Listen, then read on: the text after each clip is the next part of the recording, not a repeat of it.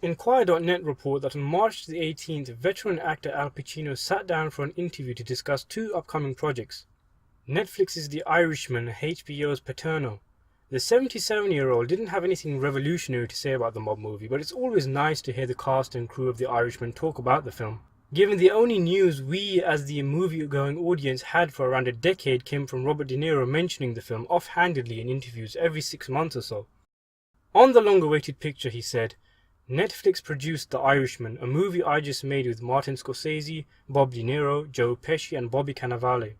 We did this movie in New York with a lot of freedom. It felt like how we used to make films. It took 8 to 9 months to film. It was the same feeling, but only it was done by a streaming services company." This was in response to being asked about his recent involvement in TV productions and how they differ to the way he usually worked. Clearly, Pacino feels The Irishman shooting was similar to the films of old. He was then asked what it was like to work with Scorsese and De Niro and replied, "It was great to be back with Robert. I love Robert.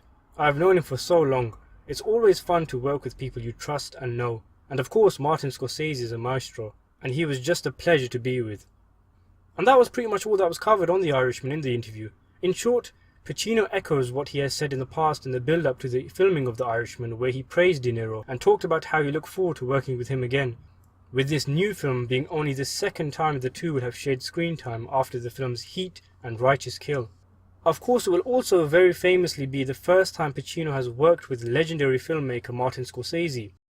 The two seem made for each other, but for one reason or another it never happened. Notable examples include Pacino turning down the role of Jimmy Conway in Scorsese's 1990 picture Goodfellas, a decision he later regretted, and Scorsese wanting Pacino for his Sinatra biopic, a project which never materialized and was ultimately scrapped.